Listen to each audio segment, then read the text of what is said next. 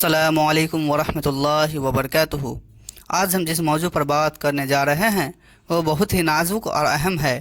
یہ مسئلہ صرف ہماری دنیاوی زندگی سے جڑا نہیں بلکہ ہمارے آخرت سے بھی تعلق رکھتا ہے۔ یہ مسئلہ ہمارے بیٹیوں کا رشتہ۔ بیٹیوں اللہ تعالیٰ کی طرف سے رحمت ہے، نعمت ہے۔ رسول اللہ صلی اللہ علیہ وسلم نے بیٹیوں کی پرورش اور ان کے ساتھ اچھا سلوک کرنے والوں کے لیے جنت کی خوشخبری سنائی ہے۔ لیکن افسوس، آج کل لوگ اپنی بیٹیوں کا رشتہ کرتے سمے دین نہیں دیکھتے بلکہ صرف پیسہ، شہرت اور دنیاوی چیزیں دیکھتے ہیں۔ یہی وجہ ہے کہ لاکھوں بیٹیاں گھروں میں تنگ حال اور پریشان زندگی گزار رہی ہے۔ بیٹی کا مقام۔ رسول اللہ صلی اللہ علیہ وسلم نے فرمایا کہ جس نے 2 بیٹیوں کو پالا، ان کا اچھا خیال رکھا اور صحیح جگہ ان کا نکاح کر دیا، اللہ تعالیٰ اس باپ کے لیے جنت واجب کر دیتا ہے۔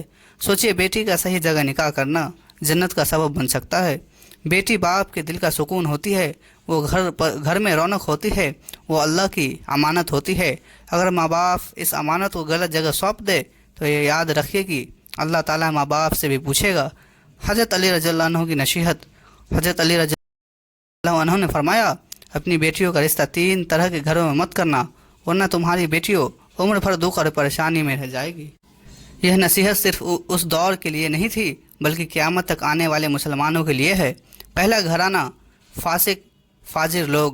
اگر کوئی گھرانہ ایسا ہے جہاں لوگ اللہ کا ڈر نہیں رکھتے، نماز چھوڑ دیتے ہیں، حرام حلال کی پہچان نہیں کرتے، شراب جوا اور گناہوں میں ڈوبے رہتے ہیں، تو ایسے گھر میں بیٹی کا رشتہ کرنا بیٹی پر ظلم ہے۔ سوچئے، اگر دلہا ہی نماز کا پابند نہیں ہو، اگر اس کا گھرانہ حلال حرام میں فرق نہیں کرتا ہو، تو وہاں آپ کی بیٹی کا ایمان کیسے محفوظ رہے گا؟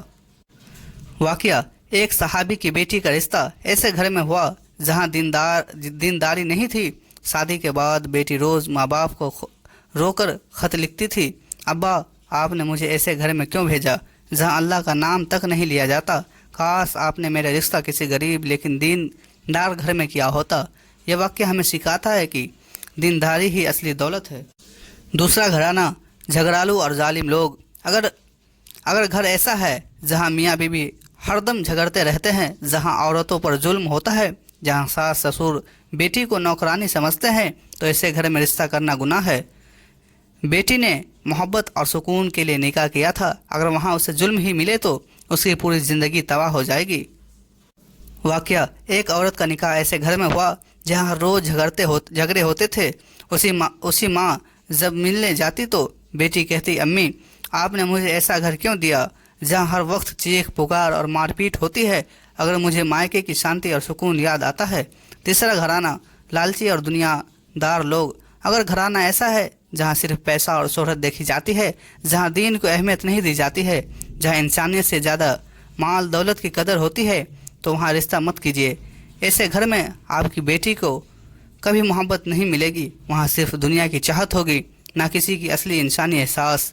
واقعہ، ایک امیر گھر میں نکاح کرنے والی لڑکی کہتی تھی، میرے پاس سب کچھ ہے، گاڑی بنگلہ نوکر چاکر، لیکن میرے دل کو سکون نہیں ہے، مجھے پیار نہیں ملتا، صرف تانا ملتا ہے۔ کاش میرا رشتہ کسی غریب مگر دینی گھر میں ہوتا۔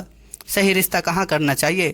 رسول اللہ صلی اللہ علیہ وسلم نے فرمایا، جب تمہارے پاس کوئی ایسا شخص آئے جس کی دینداری اور اخلاق تمہیں پسند ہو تو اپنی بیٹی کا نکاح اس کے ساتھ کر دو۔ اگر ایسا نہیں کرو گے تو زمین پر فتنہ اور فساد پھیل جائے گا۔ یعنی رشتہ ہمیشہ ایسے گھر میں کرنا چاہیے جہاں نماز کا اہتمام ہو، عورتوں کو عزت دی جاتی ہو، حلال حرام کی تمیز ہو، محبت اور رحمت کا ماحول ہو۔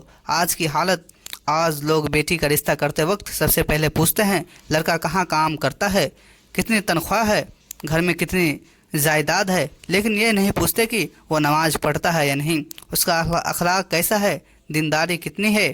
یہی وجہ ہے کہ آج لاکھوں بیٹیاں مائکے والوں کو کوستی ہے، آپ نے ہمیں غلط جگہ کیوں رشتہ کر دیا۔ نصیحت، ماں باپ کو چاہیے کہ اپنی بیٹیوں کے لیے ایسا گھر تلاش کرے جہاں دین اور تقوی ہو، کیونکہ دین ہوگا تو سب کچھ ہوگا، اور اگر دین نہیں ہوگا تو چاہے لاکھوں کی دولت کیوں نہ ہو، بیٹی خوش نہیں رہ سکتی۔ میرے پیارے بھائی اور بہنوں، بیٹی اللہ کی رحمت ہے، انہیں غلط جگہ بھیجنا رحمت کو ضائع کرنا ہے۔ ماں باپ کو چاہیے کہ دعا کرے، اے اللہ ہمارے بیٹیوں کے لیے نیک اور دینی گھرانے نصیب کر، انہیں ظالم، فاسق اور دنیا دار گھرانوں سے محفوظ رکھ۔ ناظرین ملتے ہیں کل اگلی ویڈیو کے ساتھ، تب تک کے لیے السلام علیکم ورحمۃ اللہ وبرکاتہ، خدا حافظ۔